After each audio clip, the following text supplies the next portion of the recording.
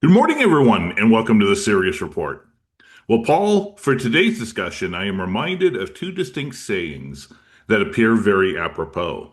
First is that regarding peace, Trump doth protest too much, meaning his bloviating about how great a peace president he is often subterfuge for what his actions reveal.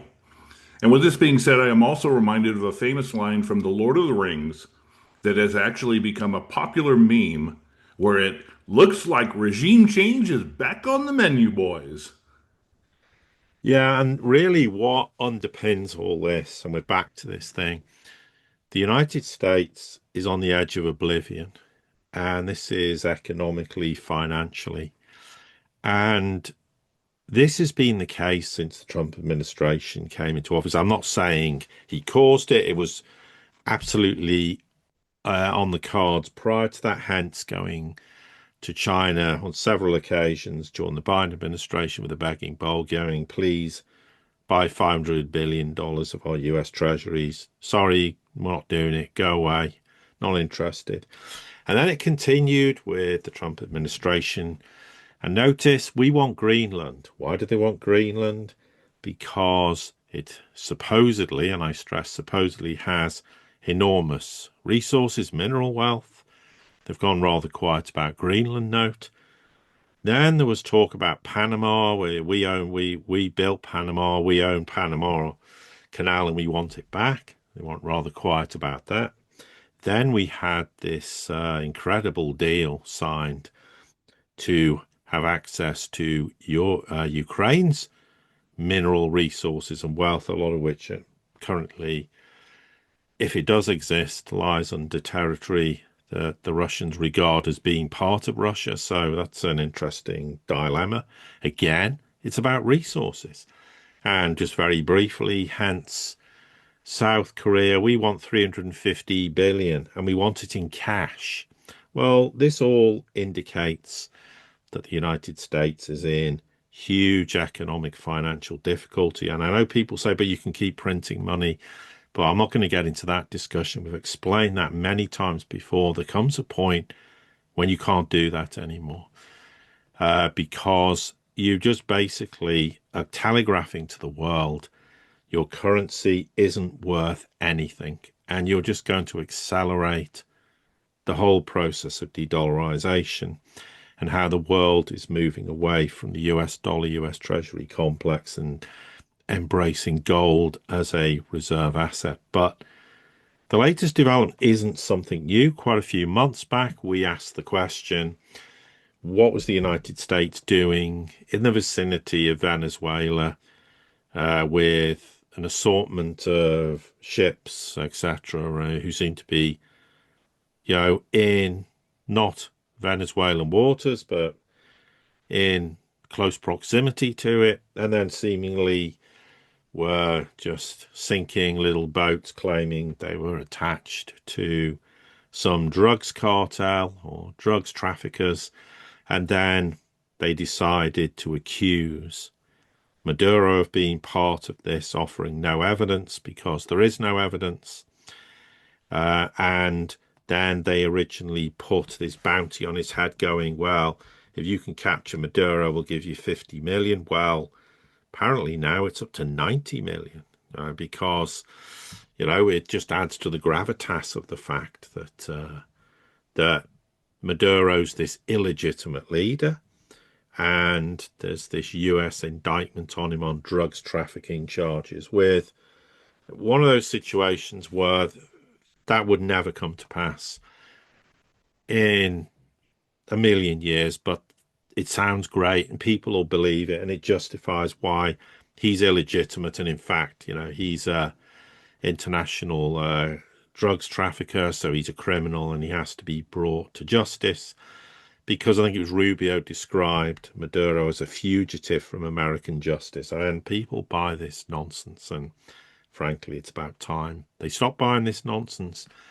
So all of a sudden, the question then is, okay, and we said at the time, it just seems rather a bit of a lame excuse to be patrolling waters in close proximity to Venezuela and sinking the odd little boat now and again with claims that it had drugs traffickers on, and presumably drugs that they knew was heading to the United States, which of course, again, there's no evidence for it.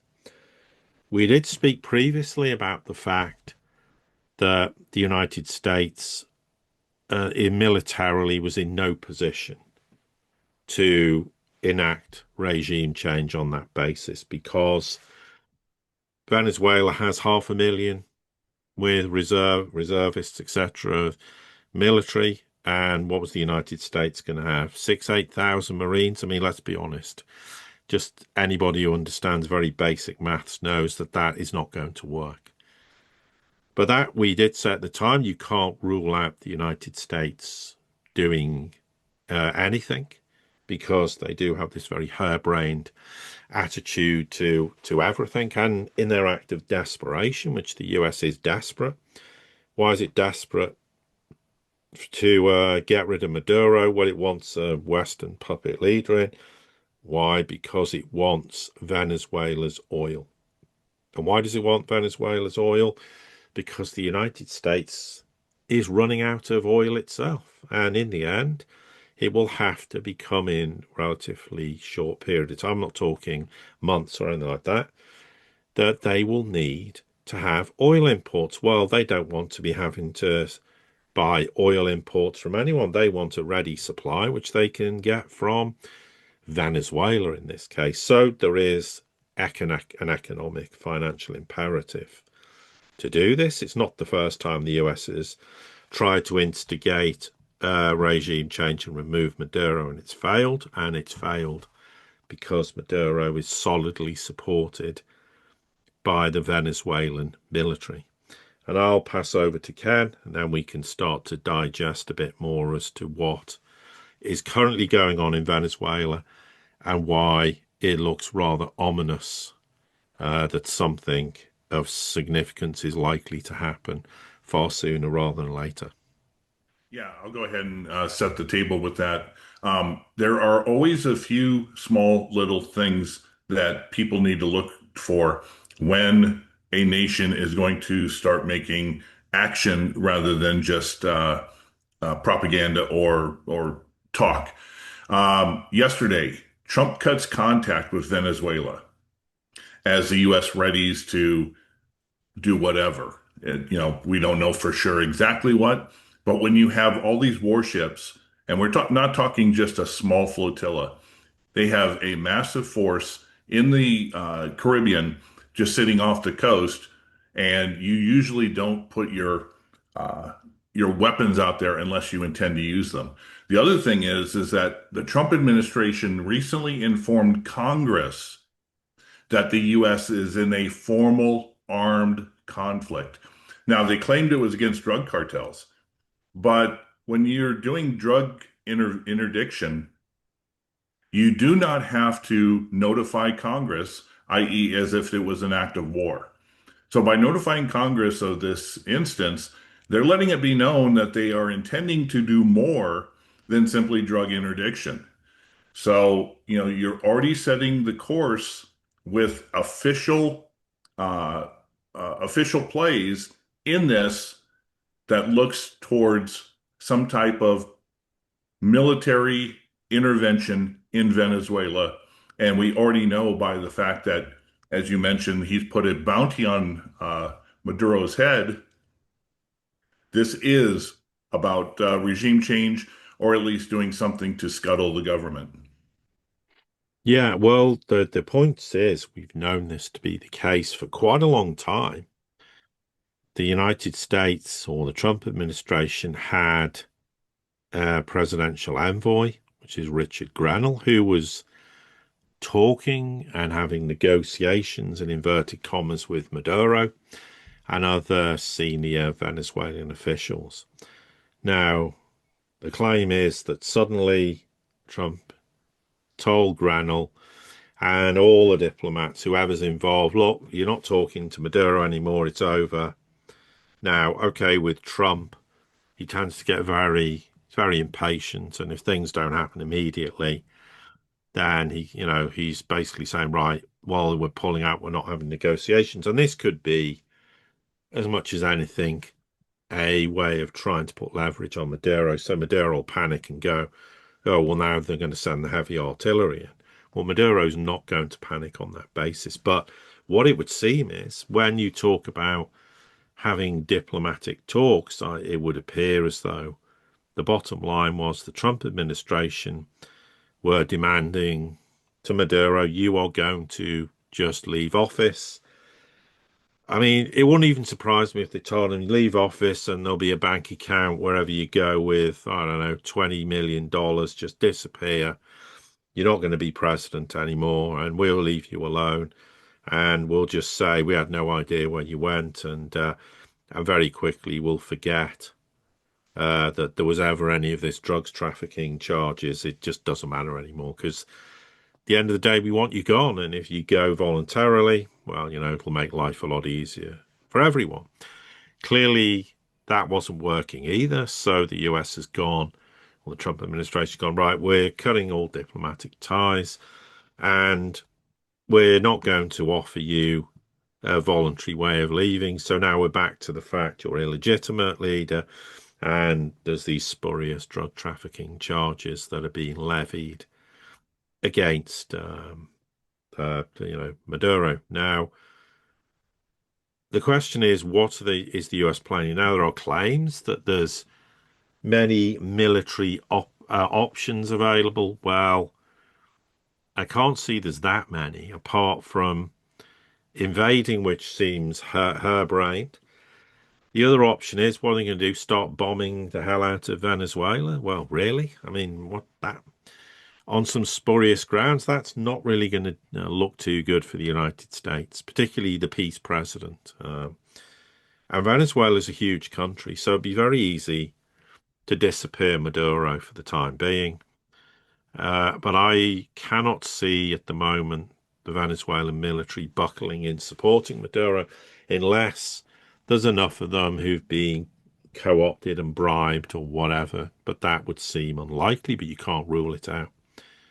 So it's very difficult to see militarily what they can do. I don't think there's a huge chance of having a color revolution where suddenly, millions and millions of Venezuelans protest and want Maduro gone, and somehow it happens on that basis. I mean, I'll say they've tried this multiple times and it's failed, but clearly they're so desperate to get rid of him because they want Venezuelan oil that they could try something absolutely ludicrous.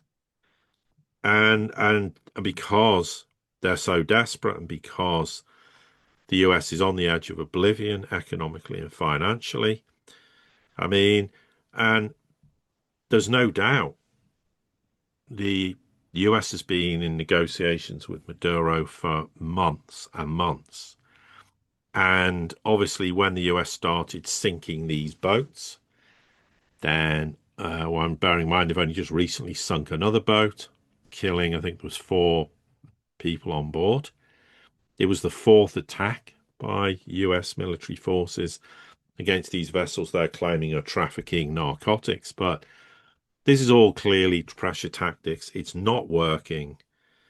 I mean, and I think only not that long ago, Maduro made official letter to Trump denying that they had anything to do with trafficking drugs and said, look, we can have negotiations with your diplomatic team.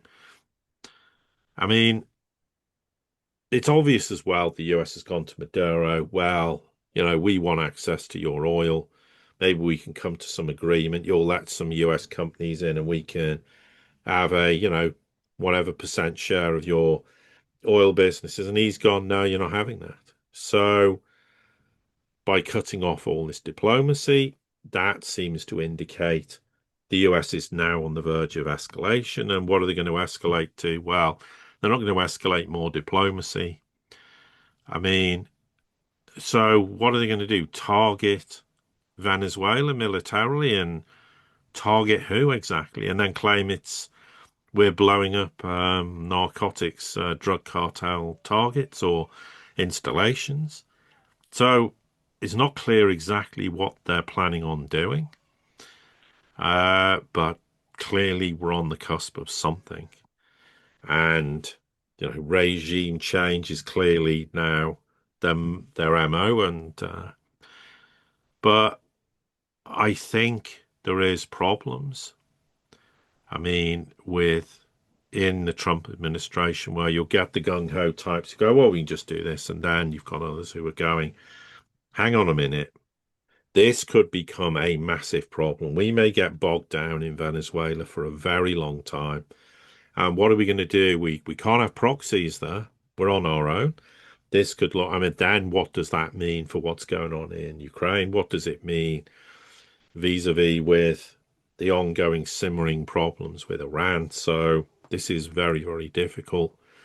And this could spectacularly blow up in the US's face very, very badly if they decide to make a decision and that decision blows up in their face very badly. And the US has a tendency of just making decisions on the fly and not thinking through any of the consequences. Because we're America, we always win. Except militarily, the United States constantly loses now. And I've no doubt there are certain heads reminding the Trump administration, including Trump, we've got to be very careful because we could end up biting off way more than we can chew. Look at some of the things he said just yesterday or the day before. He announced that if I had been president, we wouldn't have lost Vietnam. We wouldn't have lost Afghanistan. We would have just bombed them into oblivion. He's making threats again against Iran, saying if they don't, if they even hint at restarting their nuclear program, we're going to bomb them into oblivion. I truly think that's his philosophy. He truly believes that the United States has the military firepower to just bomb a nation into surrender without having to do any of the actual logistics of seizing and taking over a country. I'm coming to that realization. He believes that, and it's not just garbage that he keeps throwing out there. And when you have Secretary Hegseth, who has a belief that the military is the most powerful in the world and we can't lose any conflict, and then you couple that with the change from the Department of Defense to the Department of War, you don't change it to Department of War unless you have intentions that you're going to use your military in an offensive means. So yes, you always have to take the rhetoric with grains of salt, especially with Trump. But I like to listen also to individuals who are close to the close to him and what he has to say. His former advisor during his first administration, Colonel McGregor, believes from his sources that the United States is gearing up for a war with Iran. Now we'll wait to see if that comes into being, but also if you take into consideration some of what we talked about yesterday in regards to telling the military generals they're going to have to be prepared to fight on U.S. soil, well, if there's an expectation, then there might be, what is it, cells. I don't want to call them terror cells, but cells within the United States that could spring up if we start these conflicts around the world, then the military may have to deal with something like that. So there's a lot of moving parts. Much of it we're not really sure of, but when words and actions start to coalesce together, you almost have to come to a conclusion. Yeah, and it just fundamentally comes back to the point, and I'm going to make it again. The US is facing oblivion economically, financially. They know the dollar's dead. They know US hegemony's dead, and everything they're trying is failing, and they're just desperate to try something. Venezuela is an enormous problem, but in some ways it's far less. And I'm not diminishing what could happen to Venezuela. I'm not trivializing it at all, but in geopolitical terms, Iran would be a far bigger issue than Venezuela. But what the US fails to realize is the world knows well, the intelligent world of the global south knows the US is a spent force. And the US going ahead with these kind of ideas, which it's not definitively known it's the case, but there is increasingly evidence with Venezuela that something's coming. Then, if the US tries to, they really could tip the US over the edge. And it would be over the edge into oblivion in totality. And it's playing a very, very dangerous game for itself. Never mind what the risks it poses to Venezuela in this case, or anyone else for that matter. But thus far, the US has blown a lot of hot air, made a lot of heated statements, and usually not followed up with it. And with regards to Iran, we know there was an agreement between the two to, well, you can pretend to blow up our nuclear facilities. Oh, and we'll just allow you to drop a few bombs on an empty, biggest US base in the Middle East, West Asia, in Qatar, and then we'll all just go home and it'll be a ceasefire. So we have to be a bit careful. There's a lot of rhetoric going round, and there's no doubt there are some developments happening in the Middle East, but we're talking today about Venezuela, and there's clearly that is more advanced. There's more ominous reasons to suggest something's going to happen. And the thing is, the United States is not going to start something in Venezuela and then go, oh, well, let's get involved in Iran or anywhere else. The United States can't fight a war on one front. It certainly can't fight a war on two fronts. So if it goes for the jugular with Venezuela, it's not going to go for the jugular, even if it is with Iran at the same time. That's not going to happen because the US hasn't got the resources or anything to be able to do that. As the GAO report says, the US can't fight a conventional war if its life depended on it. That's their assessment.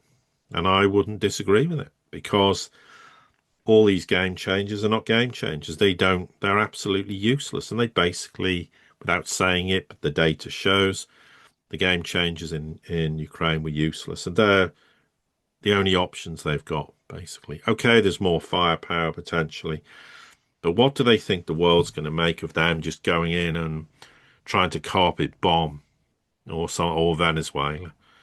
I mean, the outcome for the United States would be disastrous. I mean, because then everybody would say, well, it just proves you can't trust the US. So forget it. And any idea that we're going to embrace the dollar in the future and forgive and forget, well, forget it. It's definitely not happening. There's one final thing I want to go ahead and bring up today, and this is in regards to the overall concept of the U.S. and Oblivion, and it always bases around the dollar. For those who don't know, there was a Token 2049 event in Singapore that occurred over the weekend, and the president's son, who runs a company that deals with a new stablecoin type cryptocurrency, spoke about it becoming the next USD1, which would be used by everybody in the world and continue the dollarization, the global hegemony of dollarization. Now, it's interesting that we already have the dollar. It's already the still recognized reserve currency. So why all of a sudden would a family member of the president be out there promoting a cryptocurrency, a stable coin, to be the same as the dollar?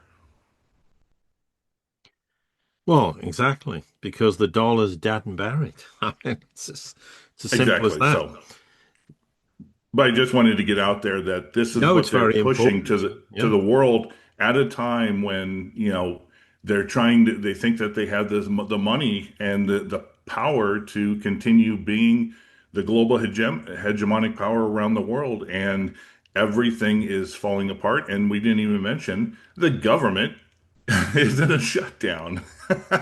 So they can't even pass a budget. That should sing volumes. So anyway, were there any final thoughts you wanted to add to this, Paul? No, I think that's fine. To everybody here at the Sirius Report community, as always, thank you for your support. Don't forget to like, share, subscribe, comment, send this out to anybody you think it might be important to. And until the next time we get together, have a great day.